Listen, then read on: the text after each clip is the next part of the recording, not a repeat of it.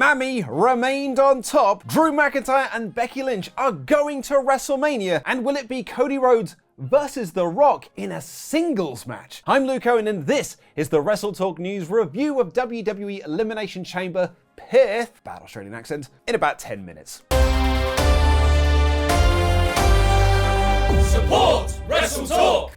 The kickoff show not only saw Kayawala get super over, but also had one of those rarely seen pre-show wrestling matches, as local gal Indy Hartwell teamed with her Way co-star Candice LeRae to take on the Kabuki Warriors for the Women's Tag Team Championships. It was a standard tag match that built to the Indy hot tag, and Kairi Sane hit the insane elbow for the win. The best thing about this match was Candice LeRae's chilly cosplay, wackadoo. The show opened proper with the Women's Elimination Chamber match, with Becky Lynch and Naomi starting with some anything you can do, I can also do action. Naomi had a great spot where she did the splits from the cage to the pads onto Lynch, just in time for Tiffany Stratton, who Perth were chanting very loudly for, to come in and run wild. Some of their three-way action was a bit clunky as they got into position for things, but Tiffany did look great overall and is destined for big things on the main roster. Liv was in next and threw Stratton around into the pods, which was just the start of the next terrible 5 minutes, as she then took a gnarly suplex into the cage and got the disarmer through the cage. Leave Tiffany alone! Naomi was shockingly eliminated first, after she hit a powerbomb on Liv Morgan and Stratton rolled her up, and Raquel Rodriguez gave Becky a fall-away slam over the top rope back into the ring. So it's now a Tempest-rated 5-star match. Look, I don't make the rules, he does. Crowd booed Raquel somewhat despite that, and Bianca Belair was in last, who went straight for Stratton. There's been a lot of online speculation and fantasy booking as of late that Tiffany could be Bianca Belair's WrestleMania match, now that it looks like WWE are holding back on Jade Cargill. And if that is the case, then this match did a great job of showcasing Stratton. She got the big spot of the match, doing a swanton off the pod, and was then taken out by a top rope oblivion. The crowd did not like that at all, and was censored by WWE's production, a recurring theme throughout the show. Raquel was out next after she did a double Tahani bomb and then got hit with a KOD. Liv got a surprise roll-up on Belair to eliminate her, before being immediately hit with a manhandle slam for a Becky Lynch win. This, much like everything else on the show, was a foregone conclusion given that WWE have been building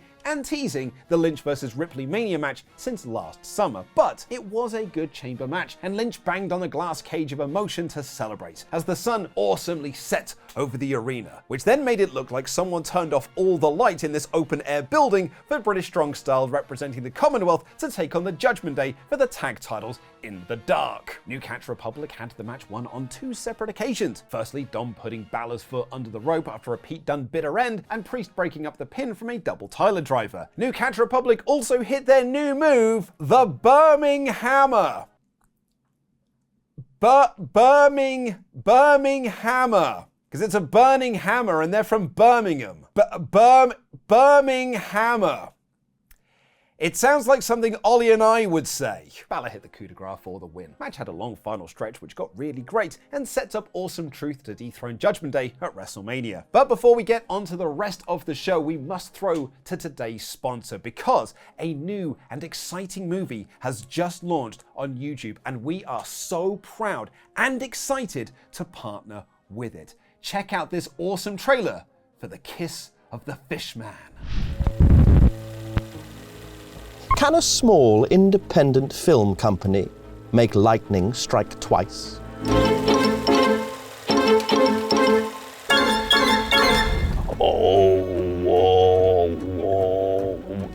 I am playing a character by the name of Ivan Brett, who you may recognise the voice of from nationally broadcast radio play The Traitors. I'm now down to 21 luck, just to pass. Give me a luck roll. Did you see a man in this room? It was the best dream I've ever had. Smells like Laurence Olivier's dressing room in here. I'm just gonna... Are you gonna stop it? He recognises my voice from The Traitors. I'm done! What could possibly go wrong?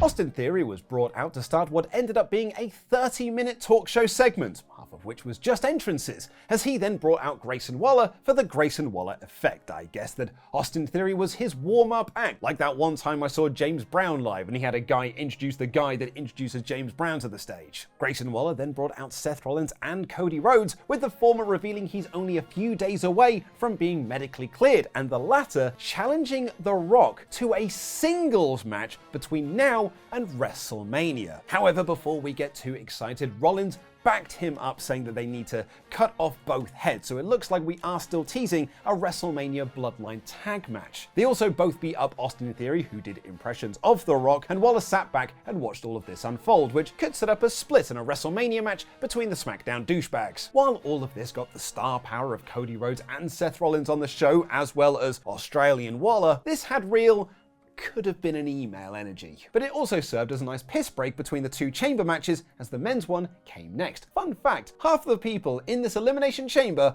are former TNA World Champions. 2 of them were stablemates. Much like the women's chamber match, this struggled with the foregone conclusion vibe, not only because Drew was the only logical winner, they've been building him versus Seth for a while now, but the other 5 guys are on the other brand and haven't even been within a country mile of even showing a vague interest in facing Seth for the consolation title. 2 of them were facing Roman for the other belt just a few weeks ago. WWE didn't really give us any build for why LA Knight or Bobby Lashley wants to win the chamber and face Seth, other than, well, I guess it gets them a title shot at Mania, and I guess when there are 2 world titles, any world title will do. Sometimes you do need more than that. The women's match was just as predictable. Becky Lynch was always going to win that match, but at least it also had stories of Liv Morgan wanting to get revenge on Ripley as a potential winner, and a returning Raquel Rodriguez, whose last title match with Rhea Ripley got ruined by Nia Jax, so she wants to get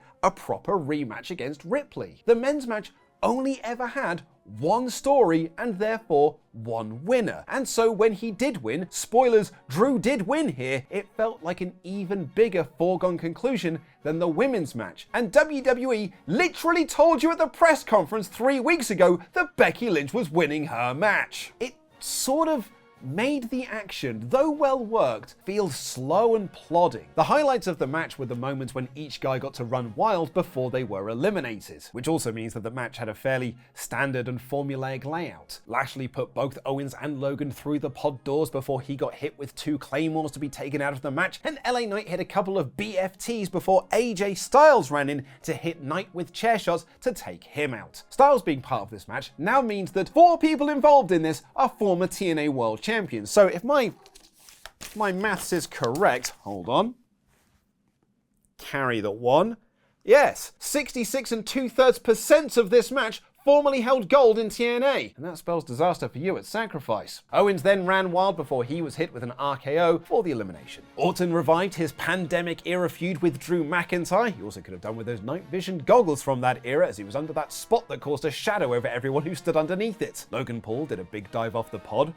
Well, you're out next, mate. And he teased using the Nux for a long time, only for Orton to hit an RKO from out of nowhere to eliminate him. Credit where credit is due. That was filmed really well. It also set up a great finish to the match, as Orton, who'd been selling his bad back for the entire match, dropped before Drew's Claymore could even fire off, and then hit an RKO from out of nowhere, only for Logan, who was still in the ring, to hit Randy with the brass knucks, and Drew pinned him. Once again, Drew McIntyre, who turned heel out of frustrations over losing due to outside interference, once again got the win via outside interference. It was a superb finish to what was otherwise a pretty pedestrian chamber match. Much like the Rumble, the women's one was better. Triple H came out to announce the attendance, not mentioning the big tarped off area, WWE and the mud, am I right? Which was a very impressive 52,000 people. There was no John Cena here to tease a WrestleMania though. And the main event, exactly as it should have been, saw Rhea Ripley successfully defend her Women's World Championship against Nia Jax. I got real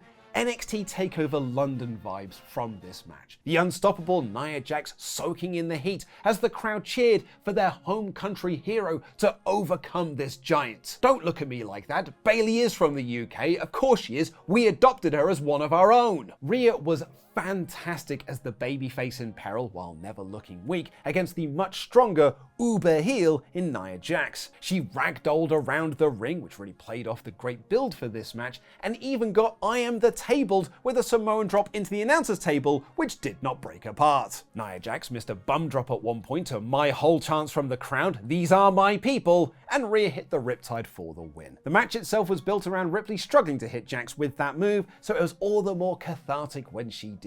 The show closed with Ripley celebrating with her family, country men, country women, and everyone else in the spectrum, and it was lovely, and it capped off a really fun show. Nothing spectacular that you need to go out of your way to see, but a very enjoyable show with all the right results. WWE Elimination Chamber is 3 out of 5. Now you can go and check out the Kiss of the Fishman right now. Click the video on screen.